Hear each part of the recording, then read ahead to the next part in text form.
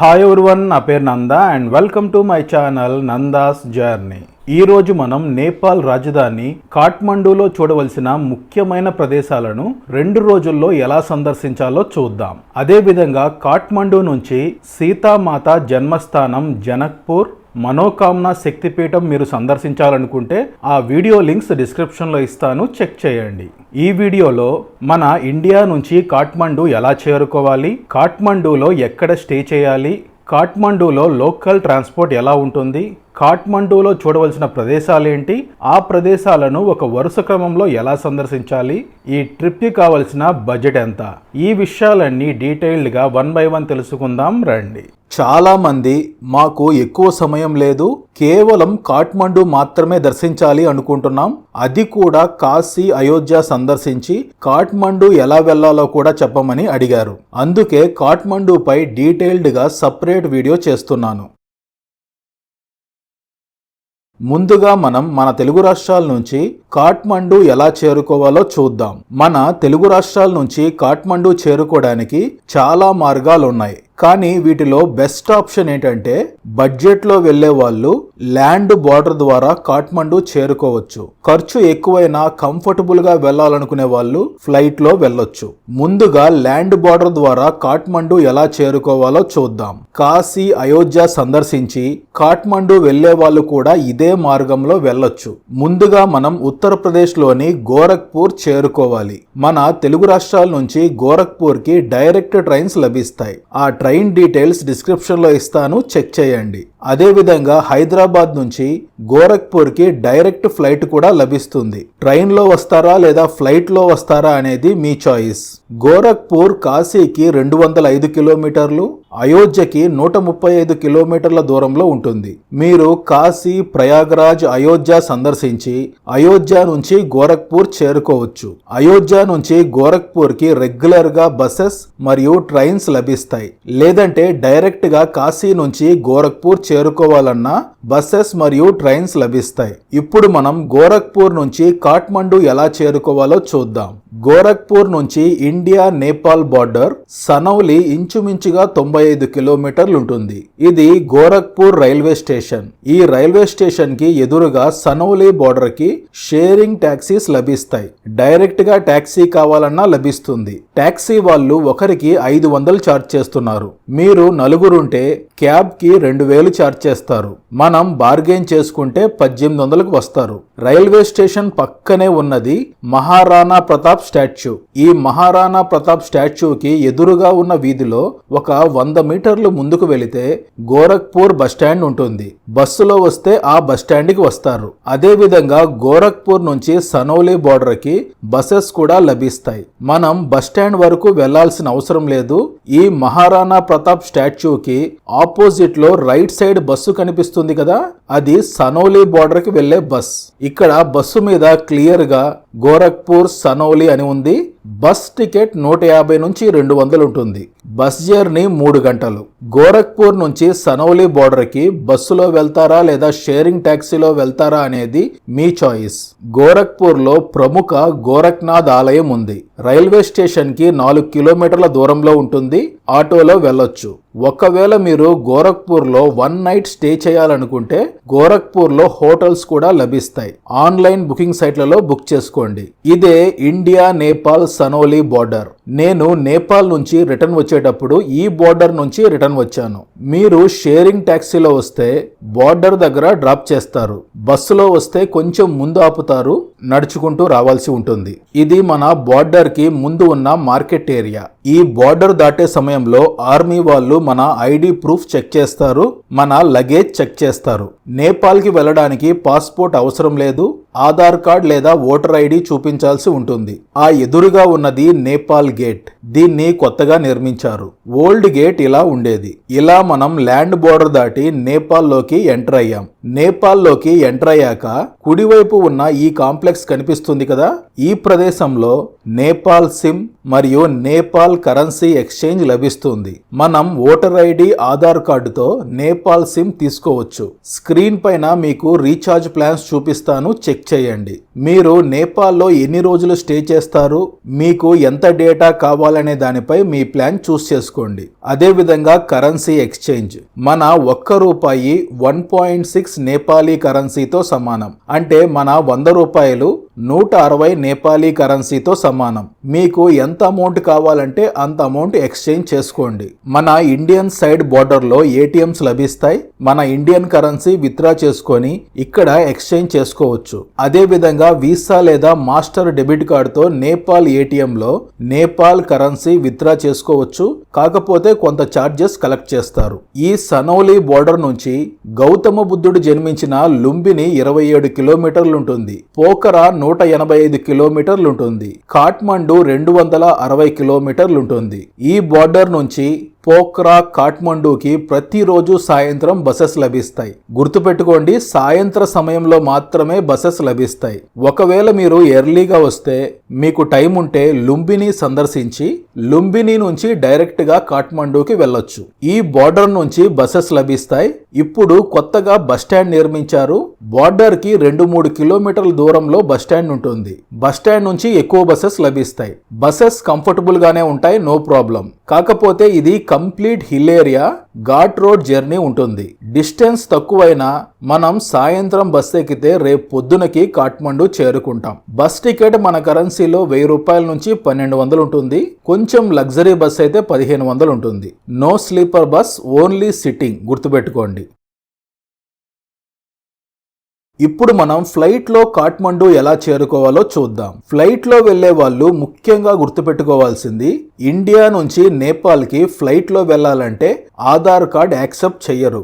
Voter ID లేదా passport ఉండాలి. కొంతమంది నన్ను 18 ఇయర్స్ లోపు వాళ్ళకి ఓటర్ ఐడి ఉండదు కదా, మాతో పిల్లల్ని తీసుకెళ్లాలంటే ఎలా అని కామెంట్ చేశారు. 18 ఇయర్స్ బిలో వాళ్ళకి స్కూల్ ఐడి కార్డ్ లేదా స్కూల్ నుంచి లెటర్ తీసుకెళ్లాలి. ఆ లెటర్ లో తన ఫోటో తప్పనిసరిగా ఉండాలి. ప్రిన్సిపాల్ స్టాంప్ మరియు సైన్ ఉండాలి. 18 ఇయర్స్ అబోవ్ ఉంటే తప్పనిసరిగా ఓటర్ ఐడి లేదా పాస్పోర్ట్ ఉండాలి.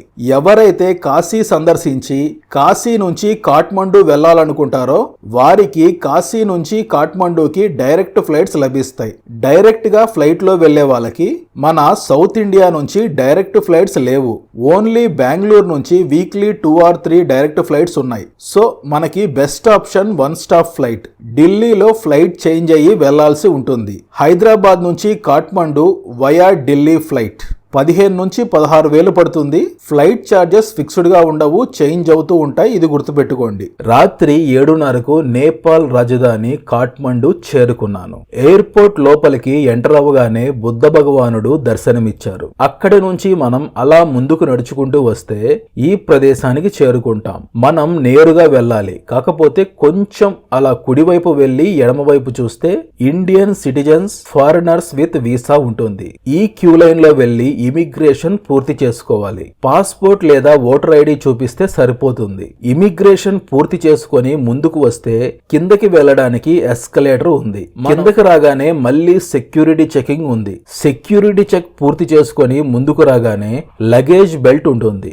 మన లగేజ్ కలెక్ట్ చేసుకొని బయటికి వెళ్తాం. అలా ముందుకు వస్తే ఎగ్జిట్ కి ముందు money exchange, prepaid taxi, mobile SIM లభిస్తుంది. ఇక్కడ నుంచి మనం బయటికి వెళ్ళిన currency exchange, prepaid taxi, mobile SIM లభిస్తాయి. ఇక్కడ మీరు గుర్తుపెట్టుకోవాల్సింది ఏంటంటే కరెన్సీ ఎక్స్చేంజ్ లో మన ఇండియన్ రూపీస్ ఎక్స్చేంజ్ చేయరు. అది మన ఇండియాకి నేపాల్ కి మధ్య ఉన్న ఒప్పందం. కానీ ఎయిర్పోర్ట్ లో ఒక ప్రదేశంలో మన ఇండియన్ రూపీస్ ని ఎక్స్చేంజ్ చేసుకోవచ్చు. అలా ముందుకు నడుచుకుంటూ వస్తే ఎన్సెల్ సిమ్ స్టోర్ కనిపించింది. సిమ్ తీసుకోవడానికి నా దగ్గర నేపాల్ కరెన్సీ లేదు.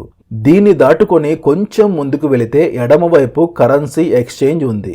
ఎయిర్పోర్ట్ లో ఇక్కడ మాత్రమే మన ఇండియన్ రూపీ ఎక్స్చేంజ్ చేసుకోవచ్చు. కరెన్సీ ఎక్స్చేంజ్ చేసుకొని మళ్ళీ కొంచెం వెనక్కి వచ్చి సిమ్ తీసుకున్నాను. సిమ్ తీసుకొని ముందుకు వస్తే కరెన్సీ ఎక్స్చేంజ్ కి ఆపోజిట్ లో ప్రీపెయిడ్ ట్యాక్సీ కౌంటర్ ఉంది. ట్యాక్సీ బుక్ చేసుకోవచ్చు. ఇక్కడ నుంచి మెట్లు దిగి కిందకి వెళితే బయటికి వెళ్ళిపోతాం. బయటికి రాగానే ఎదురుగా ట్యాక్సీ స్టాండ్ ఉంటుంది. ప్రీపెయిడ్ ట్యాక్సీ బుక్ చేసుకుంటే ఇక్కడ చూపిస్తే వాళ్ళు ట్యాక్సీ అలాట్ చేస్తారు. లేదంటే అలా కొంచెం ముందుకు వెళితే ట్యాక్సీ వాళ్ళు ఉంటారు. వాళ్ళతో బార్గెయిన్ చేసుకుని ట్యాక్సీ మాట్లాడుకోవచ్చు. కాఠ్మండూ సిటీలో ఆటోలు ఉండవు, ట్యాక్సీ మాత్రమే ఉంటుంది. గుర్తుంచుకోండి. నేను కాఠ్మండూలో తామెల్ అనే ప్రదేశంలో రూమ్ తీసుకున్నాను. ఎయిర్పోర్ట్ నుంచి తామెల్ ఏరియా ఇంచుమించుగా 7 కిలోమీటర్లు ఉంటుంది. నేపాల్లో మన ఓలా ఉబర్ లాగా ఇన్ డ్రైవ్ యాప్ ఉంది. గూగుల్ ప్లే స్టోర్ లో in drive Nepal app download చేసుకోండి. నేపాల్ మొబైల్ నెంబర్ తో యాక్టివేట్ చేయండి. ఈ యాప్ లో చాలా తక్కువ ప్రైస్ కి ట్యాక్సీ బుక్ చేసుకోవచ్చు. ఫర్ ఎగ్జాంపుల్ ఎయిర్పోర్ట్ నుంచి తామెల్ ఏరియాకి 1000 రూపాయలు ఛార్జ్ చేస్తే ఇన్ డ్రైవ్ లో 500 నుంచి 600 మాత్రమే ఛార్జ్ చేస్తారు. ఇది తామెల్ ఏరియాలో నేను బుక్ చేసుకున్న హోటల్ శ్రీ తారా. ఈ రూమ్ నాకు 1350 రూపాయలు పడింది మన కరెన్సీలో. రూమ్ బాగుంది, కాకపోతే రూమ్ 5th ఫ్లోర్ లో ఉంది. ఇది పశుపతినాథ్ ఏరియాలో నేను తీసుకున్న హోటల్ కైలాష్ కుటీ ఇన్. పశుపతినాథ్ ఆలయ సమీపంలోనే ఉంది, కేవలం 200 మీటర్లు. ఈ రూమ్ నాకు మన కరెన్సీలో 2000 పడింది. నేపాల్లో booking.com లేదా మన మేక్ మై ట్రిప్ గో ఐబిఐబిలో హోటల్స్ బుక్ చేసుకోవచ్చు. అదే విధంగా బస్సులో వచ్చే వాళ్ళని బస్సు వాళ్ళు కాఠ్మండూ సిటీలో డ్రాప్ చేస్తారు. క్యాబ్ లో మీ హోటల్ చేరుకోవచ్చు. లేదంటే ఇన్ డ్రైవ్ యాప్ లో క్యాబ్ బుక్ చేసుకోవచ్చు.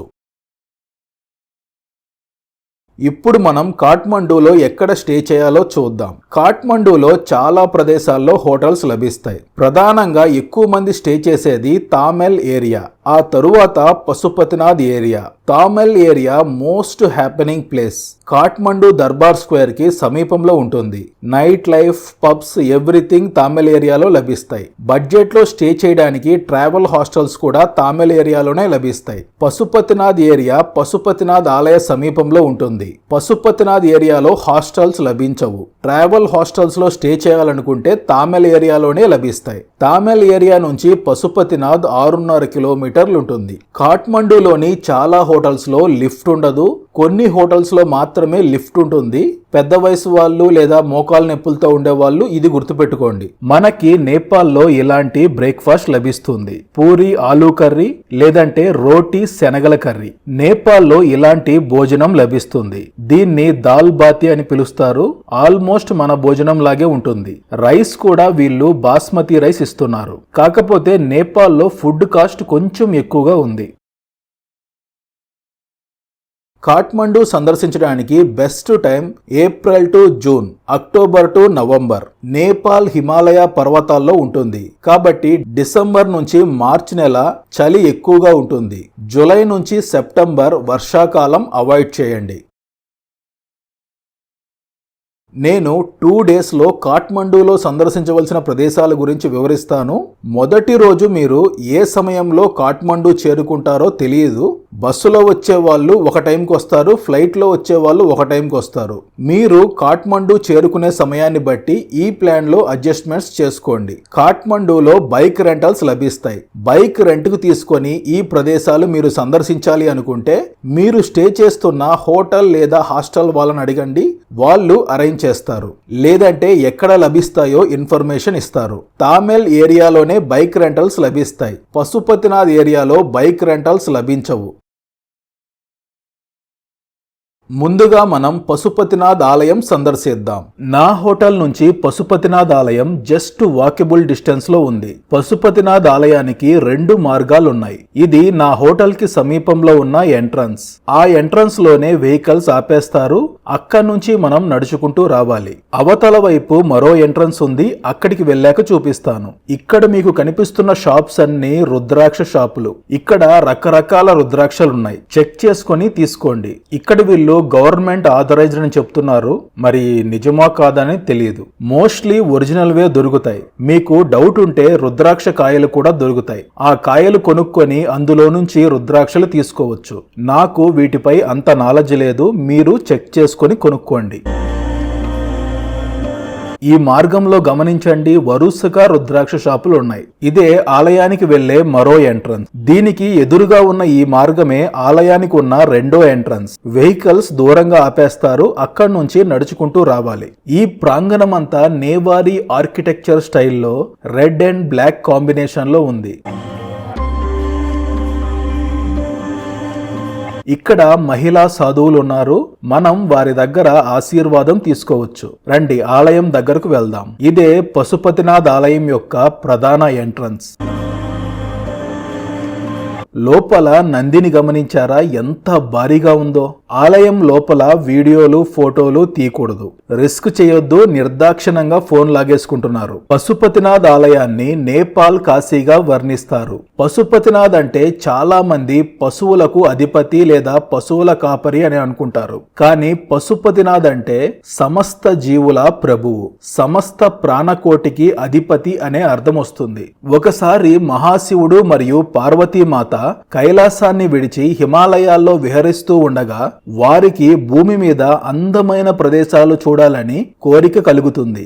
దీనితో హిమాలయాల నుంచి కిందకి వచ్చి ప్రస్తుత కాఠ్మండూ లోయలోని బాగమతి ఒడ్డున ఉన్న అటవీ ప్రాంతానికి చేరుకున్నారు. అప్పుడు శివపార్వతులు జింకల రూపంలో మారి ఈ ప్రకృతిని ఆస్వాదిస్తూ బాగమతి నదీ తీరంలో సంచరిస్తూ ఉంటారు. అలా చాలా కాలం గడిచిపోయింది. దీనితో దేవతలందరూ మాట్లాడుకొని ఎలాగైనా మహాశివుడిని కైలాసానికి తీసుకురావాలనుకుంటారు. ఆ జింకని పట్టుకోవడానికి దేవతలు ప్రయత్నించారు. అలా జింకని పట్టుకునే ప్రయత్నంలో దేవతలు ఆ జింక కొమ్మును పట్టుకున్నారు. దీంతో జింక కొమ్ము విరిగిపోయి ఆ విరిగిన కొమ్ము భూమిపై పడింది. ఆ జింక కొమ్ము స్వయంభులింగంగా మారింది. ఆ స్వయంభులింగం కొన్ని వందల వేల సంవత్సరాలు భూమిలో కప్పబడిపోయి ఉంది. ఒక ఆవు ఒక నిర్దిష్ట ప్రదేశంలో పాలు చిందిస్తూ ఉండేది. అది చూసిన గొల్లవాడు ఆశ్చర్యపోయి ఆ ప్రదేశంలో తవ్వడం మొదలుపెట్టాడు. తవ్వుతుండగా అతనికి ఒక శివలింగం కనిపించింది. అది అద్భుతమైన కాంతిని వెదజల్లుతూ ఉంది. ఈ విషయం ఆ ప్రాంతంలోని ప్రజలందరికీ తెలిసి చిన్న ఆలయాన్ని నిర్మించారు. ఆ తరువాతి కాలంలో కాలక్రమేణా వివిధ రాజులు ఈ ఆలయాన్ని అభివృద్ధి చేసుకుంటూ వచ్చారు. పశుపతినాథ్ శివలింగం 4 ముఖాలతో చతుర్ముఖ లింగంగా దర్శనమిస్తుంది. కానీ ఈ శివలింగాన్ని పంచముఖ శివలింగం అని పిలుస్తారు. శివలింగానికి 4 వైపులా 4 ముఖాలతో చతుర్ముఖ శివలింగంగా కనిపిస్తున్న శివలింగంలోని పై భాగాన్ని కూడా ముఖంగా భావించి దీన్ని పంచముఖ శివలింగంగా చెబుతారు. నా దర్శనం పూర్తయింది.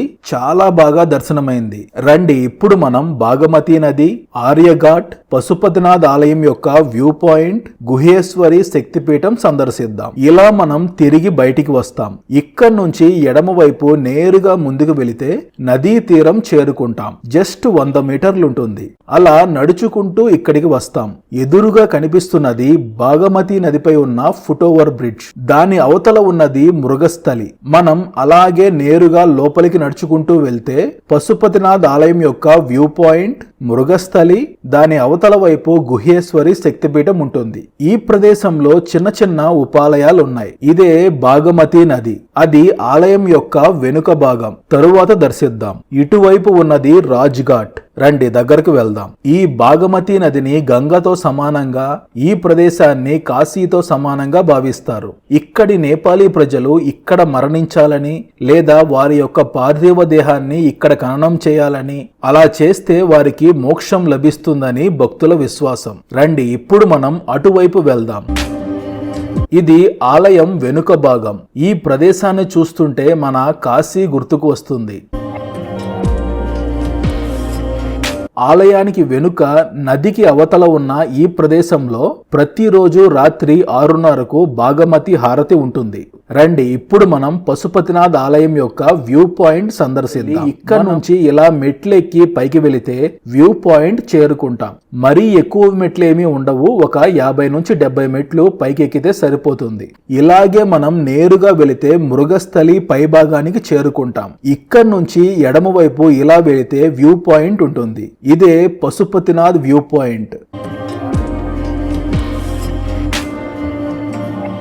పశుపతినాథ్ ఆలయ ప్రాంగణం యొక్క వ్యూ ఎంత అద్భుతంగా ఉందో చూడండి. రండి ఇప్పుడు మనం మృగస్థలి గృహేశ్వరి శక్తిపీఠం సందర్శిద్దాం. మళ్ళీ మనం వెనక్కి వచ్చి ఈ మెట్ల మార్గంలో కలుస్తాం. ఇక్కడ నుంచి ఇంకొన్ని మెట్లెక్కి పైకి వెళితే మృగస్థలి పై భాగానికి చేరుకుంటాం. మృగస్థలి అనే పదం సంస్కృతం నుండి వచ్చింది. దీని అర్థం జింకల స్థలం లేదా జింకల తోట. ఇప్పుడే మనం పశుపతినాథ్ ఆలయం యొక్క స్థల పురాణం తెలుసుకున్నాం కదా.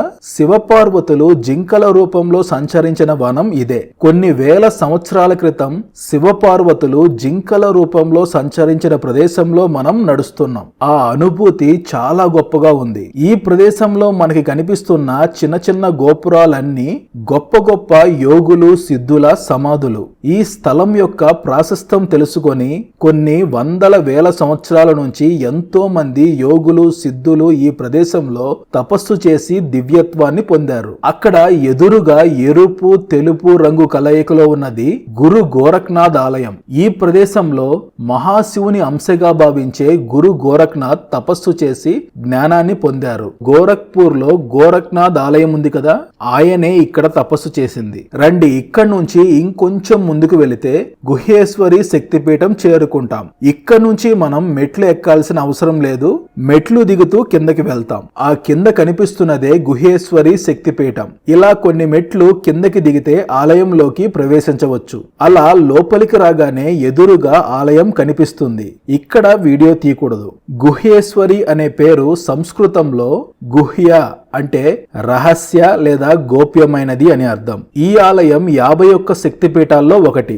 ఈ ప్రదేశంలో సతీదేవి గుహ్య భాగం అంటే వెనుక భాగం పడిన ప్రదేశం. గుహేశ్వరి ఆలయం తాంత్రిక సాధనలకు కేంద్ర బిందువుగా ఉంది. ఈ ఆలయంలో పూజలు చేయడం వల్ల సాధకులు ఆధ్యాత్మిక శక్తిని మరియు దైవిక జ్ఞానాన్ని పొందుతారని నమ్ముతారు. ఆలయం లోపల వీడియో తీయకూడదు. ఆలయం లోపల మూర్తి గాని లింగం కానీ ఉండదు. ఆలయం మధ్యలో వెండి బంగారు పొరతో కప్పబడిన కలశంలో అమ్మవారిని పూజిస్తారు. ఆలయం మధ్యలో సహజంగా ఏర్పడిన నీటి కుండం ఉంటుంది. దానిపై కప్పబడిన ఈ కలశం ఉంటుంది. దీనినే శక్తిపీఠంగా కొలుస్తారు. నా దర్శనం పూర్తయింది. మళ్ళీ మనం తిరిగి వెనక్కి వెళ్లాల్సిన అవసరం లేదు. ఇక్కడ నుంచి మనం మెట్లు దిగి కిందకి వెళ్ళొచ్చు. గుహేశ్వరి శక్తిపీఠం దర్శించుకొని ఇలా మనం బయటికి వస్తాం. ఇక్కడ నుంచి ఈ ఫుట్ఓవర్ బ్రిడ్జ్ దాటి అవతలికి వెళ్తే మెయిన్ రోడ్ చేరుకుంటాం. అక్కడే కార్ పార్కింగ్ కూడా ఉంటుంది. ఇక్కడ నుంచి బుధ నీలకంఠ ఆలయానికి ఇన్ డ్రైవ్ యాప్ లో క్యాబ్ బుక్ చేసుకున్నాను. రండి వెళ్దాం. గుహేశ్వరి శక్తిపీఠం నుంచి బుధ నీలకంఠ ఆలయం 10 కిలోమీటర్లు ఉంటుంది. ఇన్ డ్రైవ్ యాప్ లో క్యాబ్ వాళ్ళు 580 నేపాలీ కరెన్సీ చార్జ్ చేశారు. మన కరెన్సీలో 363 రూపాయలు. క్యాబ్ లో నలుగురు ప్రయాణించవచ్చు. మీరు సింగిల్ గా ఉంటే ఇన్ డ్రైవ్ యాప్ లో బైక్ టాక్సీ కూడా లభిస్తుంది. వెళ్లే మార్గంలో గుహేశ్వరి శక్తిపీఠానికి 2.5 కిలోమీటర్ల దూరంలో world heritage site Boudhanath Stupa ఉంది. మనం రిటర్న్ లో కవర్ చేద్దాం. ప్రస్తుతం మనం బుధ నీలకంఠ ప్రదేశానికి చేరుకున్నాం. ఈ ప్రదేశం పేరే బుధ నీలకంఠ. ఆలయ సమీపానికి చేరుకున్నాం. ఆ ఎదురుగా వ్యూ చూడండి ఎంత బాగుందో. ఇదే బుధ నీలకంఠ ఆలయం యొక్క ఎంట్రన్స్. రండి ఆలయ ప్రాంగణంలోకి ప్రవేశిద్దాం. ఆ ఎదురుగా ఉన్నదే బుధ నీలకంఠ ఆలయం. ఇక్కడ ఆలయం ఎక్కడ ఉంది, ఏమీ లేదే అని అనుకుంటున్నారా? ఇక్కడ ఆలయం ఉండదు. ఆ ఎదురుగా ఉన్నదే పెద్ద నీటి కొలను. అందులోనే శేషతల్పంపై శయనించే శ్రీ మహావిష్ణువుని దర్శించుకుంటాం. స్వామివారిని బుధ నీలకంఠ, జల్ నారాయణ, జలసేన నారాయణ అని పిలుస్తారు. చాలా అద్భుతంగా ఉంది కదా.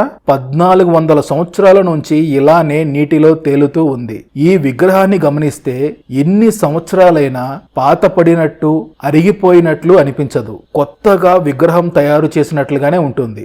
మీకు ఇప్పటికే ఒక అనుమానం వచ్చి ఉంటుంది. విష్ణుమూర్తి అని చెబుతున్నారు, కానీ పేరేమో బుధ నీలకంఠ. దేవతలు మరియు రాక్షసులు అమృతం కోసం సముద్రాన్ని మదనం చేసినప్పుడు హాలాహలం అనే విషం బయటికి వచ్చింది. ఈ విషం సృష్టిని నాశనం చేసే ప్రమాదం ఉందని భయపడిన దేవతలు శివుడిని రక్షణ కోసం వేడుకున్నారు. శివుడు ఆ విషాన్ని తాగి తన కంఠంలో ఉంచుకొని సృష్టిని కాపాడాడు. అయితే విషం తాగిన తర్వాత తన గొంతు విపరీతమైన బాధకు గురైంది. తన బాధను శాంతింప చేయడానికి శివుడు తన త్రిశూలంతో హిమాలయ పర్వతంలో గొసాయికొండ నీలకంఠ సరస్సుని సృష్టించాడు. ఆ నీటిని తాగి తనను తాను బాధ నుంచి శాంతపరుచుకున్నాడు. ఈ సరస్సు నేపాల్లోని హిమాలయ పర్వతాల్లో 14,370 అడుగుల ఎత్తులో ఉంటుంది. గొసాయికొండ సరస్సు నీరు భూగర్భంలో ఉన్న ఒక రహస్య మార్గం ద్వారా బుధ నీలకంఠ ఆలయంలోని కొలనుకు చేరుతుందని స్థానిక నమ్మకం. అందుకే ఈ ప్రాంతానికి బుధ నీలకంఠ అనే పేరు వచ్చింది. శ్రావణ మాసంలో కొలను నీటిలో శివుడి ప్రతిబింబం కనిపిస్తుందని స్థానికులు చెబుతారు. ఇది విష్ణువు మరియు శివుడి ఐక్యతను సూచిస్తుందని నమ్ముతారు. ఈ పాల సముద్రంలో శేషతల్పంపై మహావిష్ణువు పవలించిన దృశ్యాన్ని చూసిన అనుభూతి కలుగుతుంది. విష్ణుమూర్తి 4 చేతులతో శంఖం, చక్రం, గద మరియు పద్మం లేదా రత్నంతో కనిపిస్తాడు. నా దర్శనం పూర్తయింది. లోపల వీడియో తీయకూడదు, బయట నుంచి ఫొటోస్ తీసుకోవచ్చు. రండి, ఇప్పుడు మనం world heritage site Boudhanath Stupa సందర్శిద్దాం. బుధ నీలకంఠ ఆలయం నుంచి బౌద్ధనాథ స్తూపం 8.5 కిలోమీటర్లు ఉంటుంది. ఇన్ డ్రైవ్ యాప్ లో క్యాబ్ వాళ్ళు 450 నేపాలీ రూపీస్ ఛార్జ్ చేశారు. అంటే మన కరెన్సీలో 300.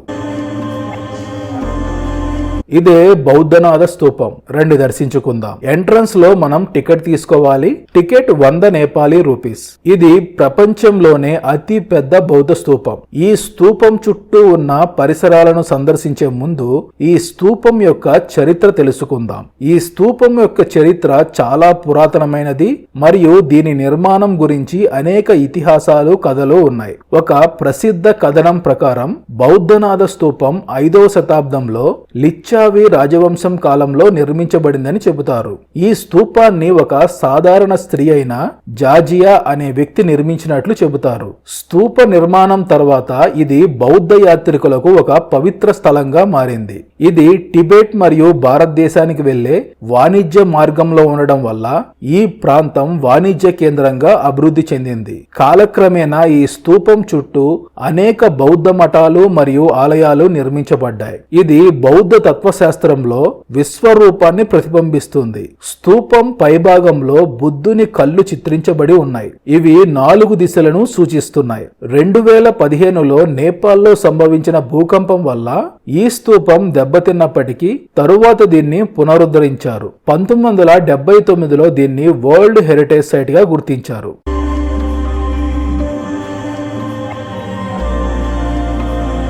ఆ తరువాత కొంత సమయం ఈ ప్రదేశంలో గడిపి చుట్టూ ప్రదక్షిణ చేసుకొని నా హోటల్ కి తిరిగి వెళ్తున్నాను. బౌద్ధనాథ స్తూప సమీపంలో మనం లంచ్ చేయడానికి మంచి రెస్టారెంట్స్ లభిస్తాయి. బౌద్ధనాథ స్తూప దర్శించుకొని బయటికి వచ్చాక ఈ ప్రదేశంలో మనకి రెస్టారెంట్స్ లభిస్తాయి. లంచ్ చేసుకొని పఠాన్ దర్బార్ స్క్వేర్ సందర్శిద్దాం. బౌద్ధనాథ స్తూప నుంచి పఠాన్ దర్బార్ స్క్వేర్ 11 కిలోమీటర్లు ఉంటుంది.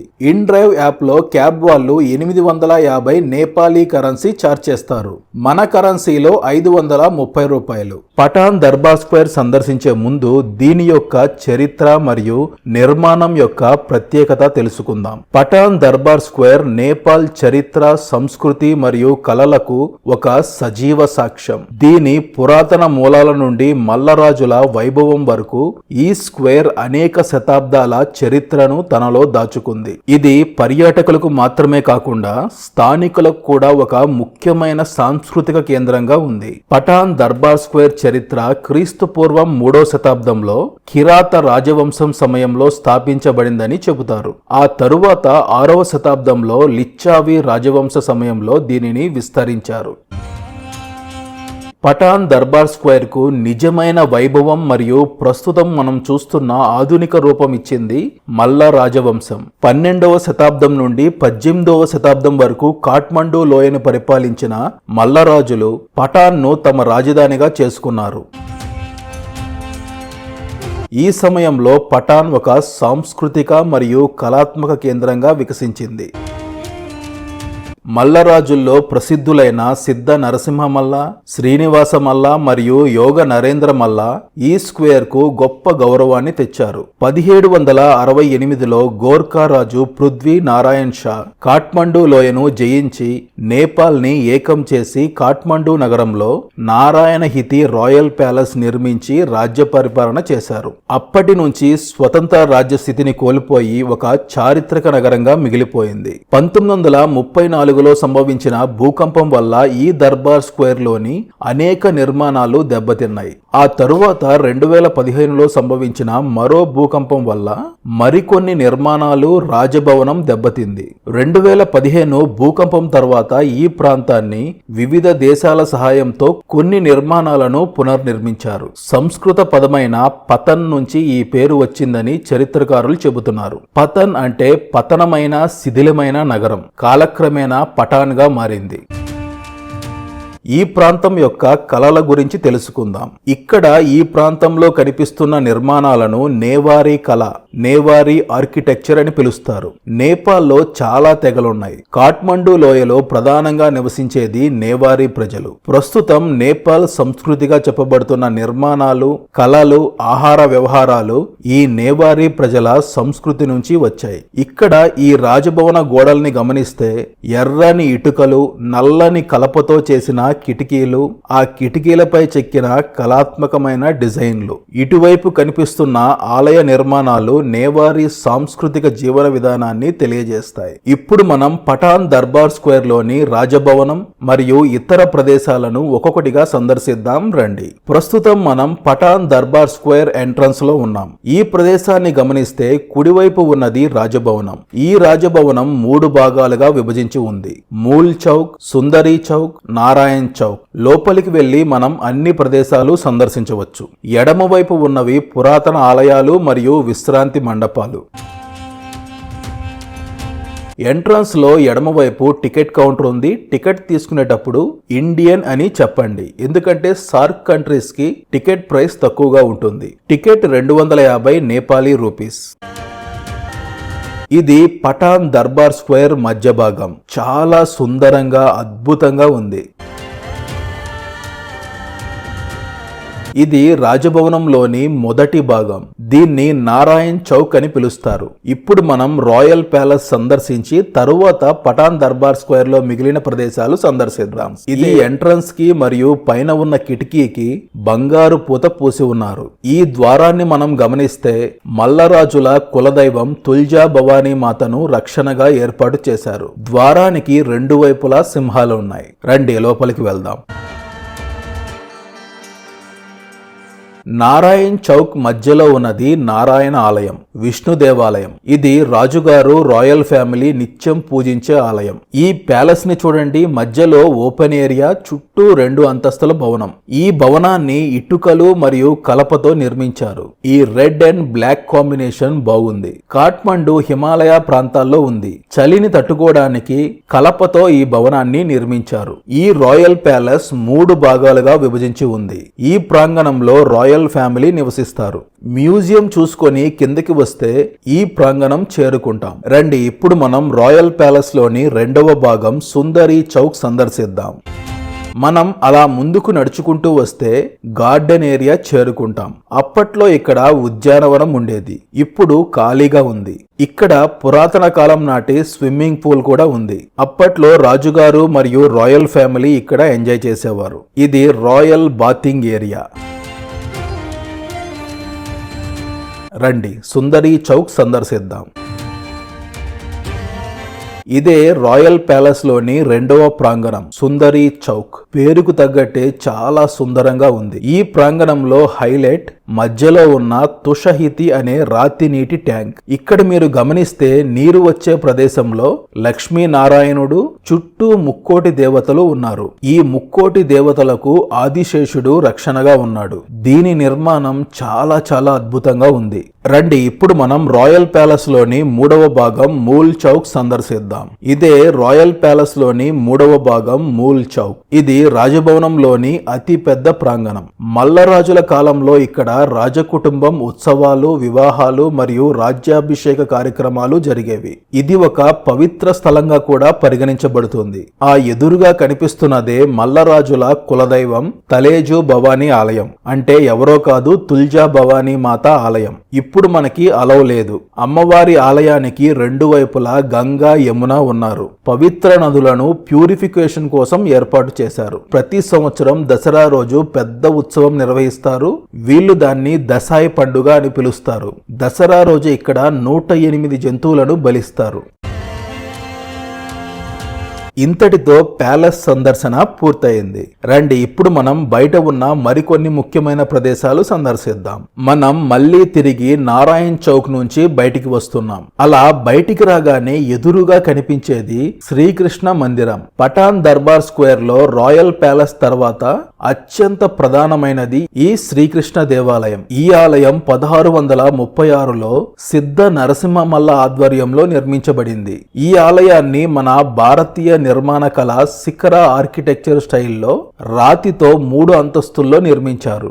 ఈ ఆలయంలోని ఒక్కొక్క అంతస్తులో శ్రీకృష్ణుని జీవితం, రామాయణం, మహాభారత ఘట్టాలను అద్భుతంగా చిత్రీకరించారు. ఆలయం లోపల వీడియో తీయకూడదు.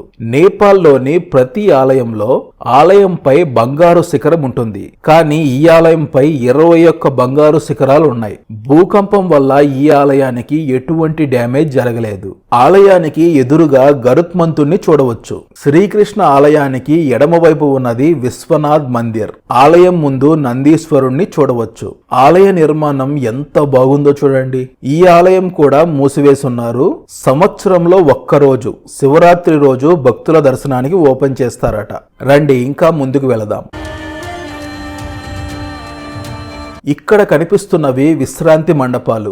ఆ కాలంలో ఇక్కడికి వచ్చే యాత్రికులు, వ్యాపారస్తులు విశ్రాంతి తీసుకోవడం కోసం ఇలాంటివి ఏర్పాటు చేశారు. ఈ రెండిటి మధ్యలో మంగహితి అనే వాటర్ ట్యాంక్ ఉంది. హిమాలయాల్లో మంచు కరిగి కాలువలుగా ఏర్పడి నదిలో లేదా సముద్రంలో కలుస్తుంటాయి. దాన్ని కనుక్కొని అక్కడి నుంచి నీరు ఇక్కడికి వచ్చే విధంగా ఏర్పాటు చేశారు. కొన్ని వందల సంవత్సరాల నుంచి నిత్యం ఈ నీరు వస్తూనే ఉంది. ఇక ఈ ప్రాంతమంతా రెస్టారెంట్లు, షాపింగ్ ఏరియాతో చాలా బాగుంటుంది.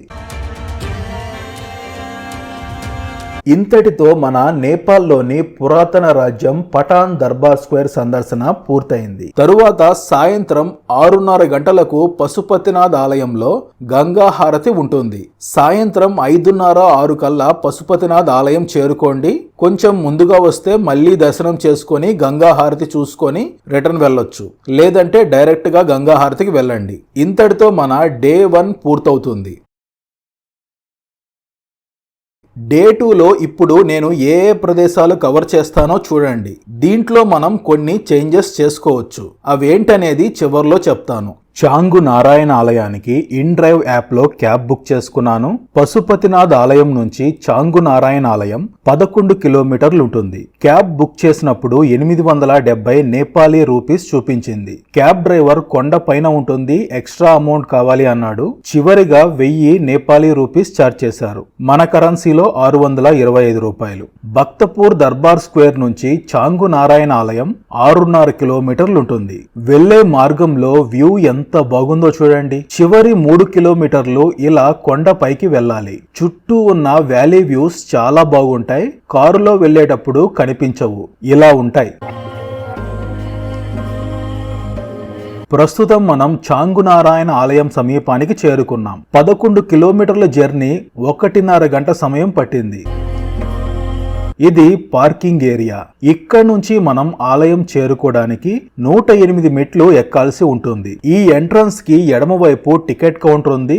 ఎంట్రీ టికెట్ 300 నేపాలీ రూపీస్, మన కరెన్సీలో 190 రూపాయలు. రండి వెళ్దాం. నేను నార్మల్ గా మెట్లుంటాయి అనుకున్నాను, కానీ దీని చుట్టూ చిన్న సిటీ ఉంది. ఇక్కడ ఉన్న ఇళ్లన్నీ నేవారీ ఆర్కిటెక్చర్ లో ఇటుకలు కలపతో ట్రెడిషనల్ నేపాలీ స్టైల్లో ఉన్నాయి. ఈ ప్రదేశం అంతా షాపింగ్ ఏరియా ఉంది. మీకు ఇంట్రెస్ట్ ఉంటే రిటర్న్ లో వచ్చేటప్పుడు ట్రై చేయండి. ఆలయ సమీపానికి చేరుకున్నాం. ఈ ప్రదేశంలో ఉన్న ఇళ్లను చూడండి ఎంత ట్రెడిషనల్ గా ఉన్నాయో. ఈ కొన్ని మెట్లెక్కి పైకి వెళితే చాంగు నారాయణ ఆలయం చేరుకుంటాం. ఇదే నేపాల్లోనే అత్యంత ప్రాచీన దేవాలయం చాంగు నారాయణ ఆలయం. ఈ ఆలయం చాంగు లేదా డోలగిరి అనే కొండపై ఉంది. ఈ ఆలయం చుట్టూ చంపక వృక్షాల అడవి మరియు చిన్న గ్రామం ఉంది. ఈ ఆలయాన్ని 4వ శతాబ్దంలో లిచ్చావి రాజులు నిర్మించారు. అంటే మీరు అనుకోవచ్చు పశుపతినాథ్ మరియు ఇంకా చాలా ఆలయాలు దీనికంటే పురాతనమైనవి ఉన్నాయి కదా అని. ఆ ఆలయాలను రాజులు మళ్లీ పునర్నిర్మించుకుంటూ వచ్చారు. కానీ ఈ ఆలయాన్ని 4వ శతాబ్దంలో నిర్మించారు. అప్పటి నుంచి ఇది ఇలాగే ఉంది. ఆలయానికి చిన్న చిన్న రిపేర్లు చేసేవారు, కానీ ఆలయాన్ని పునర్నిర్మించలేదు. కొంతమంది ఈ పగోడా శైలి నిర్మాణాన్ని నేపాల్ వాళ్ళు చైనా నుంచి కాపీ చేశారని వాదిస్తారు. కానీ ఇది ఒరిజినల్ నేపాల్ ఆర్కిటెక్చర్ అని నిరూపించడానికి ఉన్న నిలువెత్తు సాక్ష్యం ఈ ఆలయం. ఇక్కడి నుంచే ఈ ఆర్కిటెక్చర్ ఇతర ప్రదేశాలకు వెళ్ళిందని చెబుతారు. అంతేకాదు నేపాల్ యొక్క నేషనల్ ఫ్లాగ్ ఈ నిర్మాణం ఆధారంగానే ఇన్స్పైర్ అయ్యారు. ఈ ఆలయంలో 464వ సంవత్సరం నాటి శిలా శాసనం లభించింది. ఇది ఇక్కడ లభించిన అతి పురాతన శాసనాల్లో ఒకటి. ఈ శాసనంలో రాజు మనదేవ యొక్క సైనిక విజయాలు మరియు ఇతర కథలు వివరించబడ్డాయి. ఈ ఆలయాన్ని 2 అంతస్తుల పగోడా శైలిలో ఇటుకలు కలపతో నిర్మించారు. దీని పైకప్పు రాగి మరియు బంగారంతో అలంకరించారు. నేపాల్ నిర్మాణ శైలికి నిలువెత్తు సాక్ష్యం ఈ చాంగు నారాయణ ఆలయం. 1979లో ఈ ఆలయాన్ని వరల్డ్ హెరిటేజ్ సైట్ గా గుర్తించారు.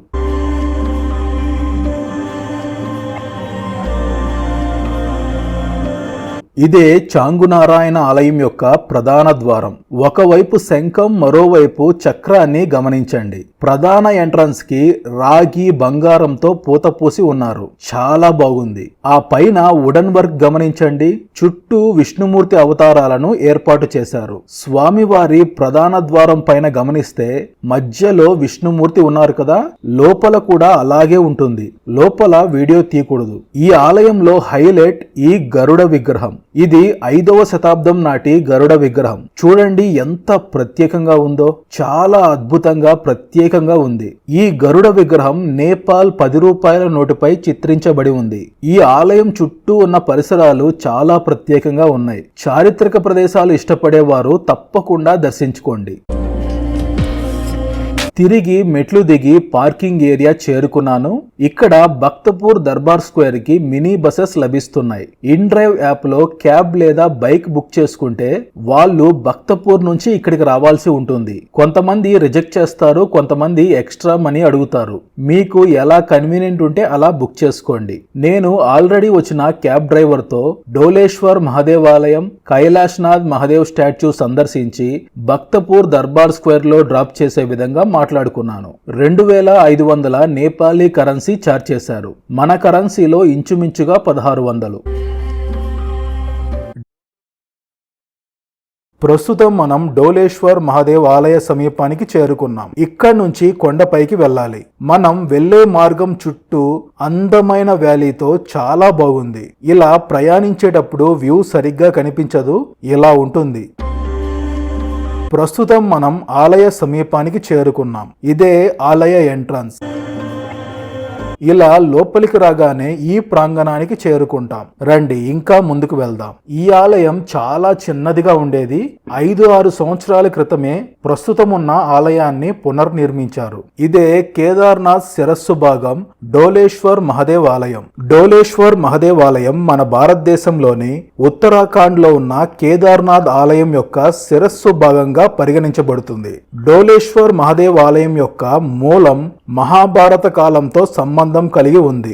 మహాభారత యుద్ధం తర్వాత పాండవులు తమ బంధువులను మరియు అనేక మంది వ్యక్తులను చంపిన పాపం నుండి విముక్తి పొందడానికి మహాశివుడిని క్షమాపణ కోరాలని నిర్ణయించుకున్నారు. అయితే శివుడు పాండవులను క్షమించడానికి సిద్ధంగా లేరు. వారిని నివారించడానికి ఎద్దు రూపంలో దాక్కున్నాడు. పాండవులు ఆ ఎద్దు శివుడని గ్రహించి దానిని పట్టుకోవడానికి ప్రయత్నించారు. భీముడు ఎద్దు తోకను పట్టుకున్నప్పుడు శివుడు ఆ రూపంలో నుండి అదృశ్యమయ్యాడు. ఈ సంఘటనలో ఎద్దు శరీరం 2 భాగాలుగా విడిపోయింది. తల ఒక చోట, శరీరం మరో చోట ఉద్భవించాయి. స్థానిక నమ్మకం ప్రకారం ఎద్దు శరీరం భారతదేశంలోని కేదార్నాథ్ లో ఉద్భవించగా తల భాగం నేపాల్లోని డోలేశ్వర్లో ప్రత్యక్షమైంది. 2013లో ఉత్తరాఖండ్లోని కేదార్నాథ్ ఆలయాన్ని వరదలు తీవ్రంగా దెబ్బతీసినప్పుడు అక్కడి రోజువారీ పూజలు ఆగిపోయాయి. ఆ సమయంలో కేదార్నాథ్ ప్రధాన పూజారి డోలేశ్వర్ మహాదేవ్ ఆలయంలో రోజువారీ పూజలు నిర్వహించాలని కోరారు. ఇది ఈ 2 ఆలయాల మధ్య ఉన్న ఆధ్యాత్మిక సంబంధాన్ని మరింత బలపరిచింది. ఈ ఆలయాన్ని దర్శిస్తేనే మన కేదార్నాథ్ యాత్ర సంపూర్ణమవుతుందని చెబుతారు. ఇప్పుడే ఆలయం ఓపెన్ చేశారు. అందరూ దర్శనం కోసం వెయిటింగ్. డోలేశ్వర్ మహాదేవ్ శివలింగం దర్శించుకోండి. మీరు ఈ శివలింగాన్ని గమనిస్తే మహాశివుని శిరస్సులాగే అనిపిస్తుంది. నా దర్శనం పూర్తయింది. ఈ ఆలయం పక్కనే చాలా శివలింగాలు ఉంటాయి. నేను వెళ్ళిన సమయంలో ఓపెన్ చేయలేదు. మీరు వచ్చినప్పుడు దర్శించుకోండి. రండి, ఇప్పుడు మనం అతి పెద్ద మహాశివుని విగ్రహం ఉన్న కైలాష్నాథ్ మహాదేవ్ స్టాచ్యూ సందర్శిద్దాం. డోలేశ్వర్ మహాదేవ్ ఆలయం నుంచి కైలాస్నాథ్ మహాదేవ్ స్టాచ్యూ ఇంచుమించుగా 8 కిలోమీటర్లు ఉంటుంది. ప్రస్తుతం రోడ్డు కండిషన్ ఇలా ఉంది. వెహికల్స్ ఇక్కడ వరకే వస్తాయి. ఇక్కడే మనం టికెట్ తీసుకోవాలి. టికెట్ 100 రూపాయలు. ఇక్కడ నుంచి మనం ఒక 200 మీటర్లు నడవాల్సి ఉంటుంది. అలా ముందుకు రాగానే వ్యాలీ వ్యూ ఎంత బాగుందో చూడండి. అలా మనం 200 మీటర్లు నడుచుకుంటూ వస్తే కైలాష్నాథ్ మహాదేవ్ స్టాచ్యూ చేరుకుంటాం. ఇదే ప్రపంచంలోనే ఎత్తైన మహాశివుని విగ్రహం. ఈ విగ్రహం 143 అడుగుల ఎత్తుతో ఉంటుంది. రాగి, జింక్, కాంక్రీట్, స్టీల్ తో నిర్మించబడింది. ఈ విగ్రహ నిర్మాణం 2003లో ప్రారంభమై 2011లో పూర్తయింది. ఈ విగ్రహం ఎదురుగా చిన్న శివాలయం ఉంది. ఈ ప్రాంగణంలో ఒకవైపు నందీశ్వరుడు, మరోవైపు వినాయకుడు సుబ్రహ్మణ్య స్వామితో పార్వతీమాత ఉన్నారు. మనం ఇలా కిందకి వెళితే వ్యూ చాలా బాగుంటుంది. రండి చూద్దాం. ఆ కింద వ్యాలీ వ్యూ చూడండి ఎంత బాగుందో. ఆ చుట్టూ ఎత్తైన కొండలతో వ్యూ ఎంత బాగుందో చూడండి. కిందకి వస్తే మహాశివుని స్టాచ్యూ చాలా బాగా కనిపిస్తుంది. ఫొటోస్ తీసుకోవడానికి కూడా పర్ఫెక్ట్ గా ఉంది. ఇంతటితో మన కైలాష్నాథ్ మహాదేవ్ స్టాచ్యూ దర్శనం పూర్తయింది. ఇదే భక్తపూర్ దర్బార్ స్క్వేర్ ఎంట్రన్స్. ఎడమవైపు టికెట్ కౌంటర్ ఉంది. Entry ticket 500 Nepali rupees. మన కరెన్సీలో 315 రూపాయలు. రండి భక్తపూర్ దర్బార్ స్క్వేర్ సందర్శిద్దాం. మీకు మల్లరాజులు విడిపోయి 3 రాజ్యాలు ఏర్పాటు చేశారని చెప్పాను కదా. నిన్న పఠాన్ దర్బార్ స్క్వేర్ సందర్శించాం. ఇది రెండవది భక్తపూర్ దర్బార్ స్క్వేర్. తరువాత మనం కాఠ్మండూ దర్బార్ స్క్వేర్ సందర్శిద్దాం. కాఠ్మండూ దర్బార్ స్క్వేర్ లో కుమారి ఆలయం ఉంటుంది.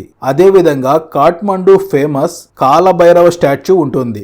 ఇంకా రాజభవనం, ఇతర చారిత్రక ప్రదేశాలు ఉంటాయి. కాబట్టి నా సజెషన్ ఏంటంటే భక్తపూర్ స్కిప్ చేసుకోవచ్చు. మీకు భక్తపూర్ షార్ట్ గా చూపిస్తాను.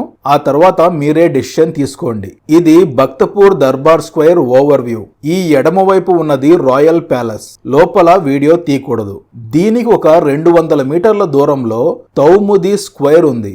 ఈ భక్తపూర్ స్క్వేర్ లో హైలైట్ ఈ ఆలయం. మనం భక్తపూర్ స్కిప్ చేసి స్వయంభునాథ్ ఆలయం సందర్శించవచ్చు. కాబట్టి నా సజెషన్ ఏంటంటే భక్తపూర్ స్కిప్ చేసి డైరెక్ట్ గా కాఠ్మండూ దర్బార్ స్క్వేర్ చేరుకోండి. లేదు మేము భక్తపూర్ సందర్శించాలి అనుకుంటున్నామంటే సందర్శించండి, అది మీ చాయిస్. భక్తపూర్ దర్బార్ స్క్వేర్ నుంచి కాఠ్మండూ దర్బార్ స్క్వేర్ 11 కిలోమీటర్లు ఉంటుంది. రండి కాఠ్మండూ దర్బార్ స్క్వేర్ సందర్శిద్దాం. ఇక్కడ నుంచి మనం ఒక 100 మీటర్లు ముందుకు నడుచుకుంటూ వెళితే రియల్ ఎంట్రన్స్ ఉంటుంది. ఇక్కడ నుంచి మన కాఠ్మండూ దర్బార్ స్క్వేర్ మొదలవుతుంది. ఈ కుడివైపు ఉన్నది రాయల్ ప్యాలెస్ లోని భాగం. రండి ఇప్పుడు మనం సజీవ దేవత నివాసం కుమారీఘర్ రాజభవనం, ఈ రాజభవనం సమీపంలో ఉన్న పురాతన ఆలయాలు సందర్శిద్దాం. ఈ ఎడమవైపు ఉన్నదే కుమారి ఘర్. ఈ భవనాన్ని ట్రెడిషనల్ నేపాలీ ఆర్కిటెక్చర్ నేవారీ నిర్మాణ శైలిలో నిర్మించారు. భవన నిర్మాణం మరియు ఆ వుడెన్ వర్క్ ఎంత అద్భుతంగా ఉందో చూడండి. కుమారి ఘర్ 1757లో మల్ల వంశానికి చెందిన రాజు జయప్రకాష్ మల్ల కుమారి అనే సజీవ దేవత నివాసంగా ఉండేందుకు నిర్మించారు. కుమారిని దేవత తుల్జా భవానీ యొక్క అవతారంగా భావిస్తారు. ఆమె రాజకుటుంబానికి మరియు దేశానికి రక్షణ కల్పిస్తుందని నమ్ముతారు. రాజు జయప్రకాష్ మల్లతో కులదైవం తుల్జా భవానీ మాత ప్రతిరోజు త్రిపాస అనే పాచికల ఆట ఆడేది. కాకపోతే భవానీ మాత ఇలా రాజుకు కనిపిస్తున్నట్లు, తనతో పాచికలు ఆడుతున్నట్లు ఇతరులకు తెలియకూడదు అనే నియమం పెట్టింది. కానీ ఒకరోజు రాజు భార్య చూసేసింది. దీనితో భవానీ మాత కోపంతో రాజ్యాన్ని విడిచిపెట్టి వెళ్ళింది. రాజు అమ్మవారిని క్షమించమని ప్రాధేయపడడంతో ఒక చిన్న బాలిక రూపంలో తిరిగి వస్తానని చెప్పింది. అప్పటి నుండి కుమారి సాంప్రదాయం ప్రారంభమైంది. కుమారిని ఎంచుకునే ప్రక్రియ వివిధ దశల్లో ఉంటుంది. ఈ పరీక్షలన్నీ విజయవంతంగా పూర్తి చేసిన బాలికను పూజారులు, జ్యోతిష్య శాస్త్రజ్ఞులు మరియు రాజకుటుంబం ఆమోదిస్తారు. ఎంపికైన తర్వాత ఆమె కుమారి ఘర్లో నివసిస్తుంది. ఆమెను రాకుమార్తెల జాగ్రత్తగా చూసుకుంటారు. కుమారి ఘర్కి పక్కనే ఉన్న ఈ ఆలయం త్రైలోక్య మోహన నారాయణ ఆలయం. ఇది ఆలయ బ్యాక్ సైడ్. దీని వెనుక మెయిన్ ఎంట్రన్స్ ఉంటుంది. ఆలయం ముందున్న గరుత్మంతుని చూడండి, ఎంత బాగుందో. చాలా అద్భుతంగా చెక్కారు. దీనికి ఇటువైపు అలాంటి ఆలయమే ఉంది. ఇది మజుదేగా ఆలయం, అంటే నేపాలీ భాషలో మహాదేవ ఆలయం. ఇక్కడ నుంచి మనం ఇలా నడుచుకుంటూ వెనక్కి వెళితే ఒక ప్రత్యేకమైన భవనం ఉంది. ఇదే నేను చెప్పిన ప్రత్యేకమైన భవనం, కాష్ట మండపం. దీనిని 12వ శతాబ్దంలో ఒకే వృక్షం కలపతో నిర్మించారు. ఇంత పెద్ద భవనం కేవలం ఒకే వృక్షం కలపతో నిర్మించారు అంటే అది ఎంత పెద్ద వృక్షమో ఆలోచించుకోండి. అందుకే దీనిని కాష్ట మండపం అని పిలుస్తారు. నేపాలీ భాషలో ఒకే వృక్షంతో నిర్మించిన మండపం అని అర్థం. దీనివల్లే ఈ ప్రాంతానికి కాఠ్మండు అనే పేరు వచ్చింది. ఒరిజినల్ గా కాఠ్మండు అసలు పేరు కాంతిపూర్. దీన్ని ప్రయాణికులు మరియు వ్యాపారస్తులకు విశ్రాంతి స్థలంగా నిర్మించారు. రండి ఇప్పుడు మనం తిరిగి వెనక్కి వెళ్లి మిగతా ప్రదేశాలు సందర్శిద్దాం. తిరిగి మనం ఈ ప్రదేశానికి చేరుకుంటాం. మనం ప్యాలెస్ లోకి ఇక్కడి నుంచే లోపలికి ఎంటర్ అవుతాం. రండి ముందుకు వెళ్దాం. అలా మనం ముందుకు నడుచుకుంటూ వస్తే ఈ ప్రాంగణం చేరుకుంటాం.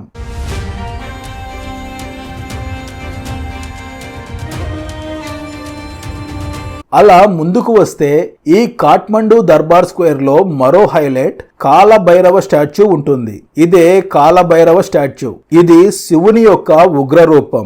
ఈ విగ్రహం 17వ శతాబ్దంలో వరి పొలాల్లో లభించింది. కాలభైరవ విగ్రహాలన్నీ గంభీరంగా ఉగ్ర రూపంతో ఉంటాయి. కానీ ఈ కాలభైరవ స్టాచ్యూ చిరునవ్వు చిందిస్తూ ఉంటుంది. క్లియర్ గా అబ్జర్వ్ చేయండి, తెలుస్తుంది. ఇలాంటి కాలభైరవ స్టాచ్యూ ఇంకెక్కడా ఉండదు. కానీ దీన్ని ఎవరు చెక్కారు, ఎందుకు ఇలా చెక్కారనేది ఎవ్వరికీ తెలియదు. ఇక్కడ ఎడమవైపు పెద్ద ఆలయం కనిపిస్తుంది కదా, అది మల్లరాజుల కులదైవం తుల్జా భవానీ మాత ఆలయం. ప్యాలెస్ లోపల ఉంటుంది. దసరా రోజు మాత్రమే సామాన్య ప్రజలు దర్శించుకోవడానికి వీలుంటుంది. ఇక్కడ నుంచి మనం ప్యాలెస్ లోపలికి ఎంటర్ అవుతాం. ఇలా లోపలికి ఎంటర్ అవగానే ముందుగా మనకి యూరోపియన్ స్టైల్లో నిర్మించిన పెద్ద దర్బార్ కనిపిస్తుంది. ఇక్కడ నుంచి ముందుకు వెళితే ప్యాలెస్ లోపలికి ఎంటర్ అవుతాం. మనం ఇలా లోపలికి ఎంటర్ అవగానే ఈ ప్రదేశానికి వస్తాం. దీన్ని లోహన్ చౌక్ లేదా వసంతపూర్ చౌక్ అని పిలుస్తారు. ఈ ప్యాలెస్ నిర్మాణం చూడండి, ట్రెడిషనల్ నేపాల్ ఆర్కిటెక్చర్ లో ఎంత అద్భుతంగా నిర్మించారో. ఎర్రటి కాల్చిన ఇటుకలు, నల్లని కలప, ఆ కలపతో చెక్కిన అందమైన కిటికీలు, తలుపులు. ఇక్కడ నుంచి మనం లోపలికి ఎంటర్ అయితే నాసల్ చౌక్ లోకి వెళ్తాం. ఈ చౌక్ మల్లరాజుల కాలంలో ప్రధాన ఆస్థానంగా ఉండేది. ఇక్కడ రాజు ఉత్సవాలు మరియు సభలు నిర్వహించేవాళ్ళు. చాలా బాగుంది కదా. ఇంకా లోపలికి వెళ్ళొచ్చు కానీ వీడియో తీయకూడదు. ఇలా తిరిగి మనం బయటికి వస్తాం. స్టార్టింగ్ లో టికెట్ తీసుకున్నాం కదా, అక్కడికి వస్తాం. ఇంతటితో మన కుమారీఘర్ కాఠ్మండు దర్బార్ స్క్వేర్ సందర్శన పూర్తయింది. కాఠ్మండు దర్బార్ స్క్వేర్ కి స్వయంభునాథ్ 2.5 కిలోమీటర్లు ఉంటుంది. స్వయంభునాథ్ ఆలయం చేరుకోవడానికి 2 మార్గాలు ఉన్నాయి. ఒక మార్గంలో 300 మెట్లు ఎక్కాల్సి ఉంటుంది. మరో మార్గంలో మనం పైకి వెళ్ళొచ్చు. 30 నుంచి 50 మెట్లు ఎక్కాల్సి ఉంటుంది. వెహికల్ మాట్లాడుకునేటప్పుడు దీన్ని బట్టి మాట్లాడుకోండి. స్వయంభునాథ్ బౌద్ధ ఆలయం. దీని చరిత్ర సుమారు 2000 సంవత్సరాల క్రితం నాటిదని చెబుతారు. పురాణ కథనం ప్రకారం ఒకప్పుడు కాఠ్మండు లోయ మొత్తం ఒక పెద్ద సరస్సుగా ఉండేది. ఆ సరస్సు మధ్యలో ఒక కమలం స్వయంభూగా పుట్టి అది పవిత్రమైన ప్రదేశంగా మారింది. ఆ తరువాత బోధిసత్వ మంజుశ్రీ అనే బౌద్ధ సన్యాసి ఈ ప్రాంతానికి వచ్చి సరస్సు నీటిని ఖాళీ చేసి ఆ కమలం ఉన్న చోట స్తూపాన్ని నిర్మించారని చెబుతారు. ఈ కారణంగా ఇది స్వయంభునాథ్ అని పిలువబడుతోంది. ఈ స్తూపం బౌద్ధ మత విశ్వాసాలకు ప్రతీకగా ఉంది. దీని నిర్మాణంలో ఒక పెద్ద తెల్లని గోపురం ఉంటుంది. దానిపై బుద్ధుని కళ్ళు చిత్రించబడి ఉంటాయి. ఈ కళ్ళు 4 దిశలను చూస్తూ జ్ఞానం మరియు కరుణను సూచిస్తాయి. ఈ ఆలయం బౌద్ధులతో పాటు హిందువులకు కూడా పవిత్రమైన ప్రదేశంగా పరిగణించబడుతోంది. ఎందుకంటే ఇక్కడ హరితి దేవత, ఆ దేవత ఆలయం ఉంది. ఆమెను శిశు రక్షక దేవతగా ఆరాధిస్తారు. స్వయంభునాథ్ ఆలయం చుట్టూ అనేక చిన్న స్తూపాలు, విగ్రహాలు, ప్రార్థనా చక్రాలు ఉన్నాయి. ఈ ప్రదేశం నేపాల్లోని బౌద్ధ సంస్కృతి మరియు చరిత్రను ప్రతిబింబిస్తుంది. స్వయంభునాథ్ సందర్శించి తిరిగి తామెలేరియా చేరుకొని నైట్ లైఫ్ ఎక్స్పీరియన్స్ చేయండి. ఇంతటితో మన డే 2 పూర్తవుతుంది. ఇంకా మీరు మరో రోజు కాఠ్మండూలో స్టే చేయాలనుకుంటే చంద్రగిరి హిల్స్ సందర్శించవచ్చు. కాఠ్మండు నుంచి చంద్రగిరి హిల్స్ 12 కిలోమీటర్లు ఉంటుంది. చంద్రగిరి నుంచి హిమాలయ వ్యూస్ కనిపిస్తాయి. రోప్వేలో కూడా వ్యూస్ బాగుంటాయి. కాకపోతే వ్యూస్ చాలా దూరం నుంచి కనిపిస్తాయి. అది కూడా క్లైమేట్ బాగుంటేనే కనిపిస్తాయి. మనం క్లియర్ గా హిమాలయ వ్యూస్ చూడాలంటే పోఖరాలో చాలా బాగుంటుంది. అక్కడ కూడా రోప్వే ఉంటుంది. నా సజెషన్ ఏంటంటే చంద్రగిరి కంటే పోఖ్రాలో సారంగకోడ్ సందర్శించడం బెటర్. పోఖ్రా వీడియోలో మీకు హిమాలయ వ్యూస్ క్లియర్ గా చూపిస్తాను. తరువాత సీతామాత జన్మస్థానం జనక్పూర్, మనోకామన శక్తిపీఠం వీడియోలు వస్తాయి. కాఠ్మండూతో పాటు అవి కూడా మీరు కవర్ చేయాలనుకుంటే వాటి లింక్స్ డిస్క్రిప్షన్ లో ఇస్తాను. నేపాల్ కి సంబంధించిన వీడియోస్ అన్ని నేపాల్ ప్లేలిస్ట్ లో ఇస్తాను, చెక్ చేయండి. బడ్జెట్ డీటెయిల్స్ డిస్క్రిప్షన్ లో ఇస్తాను, చెక్ చేయండి. ఈ వీడియోకి సంబంధించి మీకు ఏమైనా డౌట్స్ ఉంటే కామెంట్ సెక్షన్ లో కామెంట్ చేయండి, రిప్లై ఇస్తాను. ఈ వీడియో మీకు నచ్చితే లైక్ చేయండి, షేర్ చేయండి అండ్ సబ్స్క్రైబ్ చేసుకోండి. బెల్ ఐకాన్ ప్రెస్ చేయడం మర్చిపోవద్దు.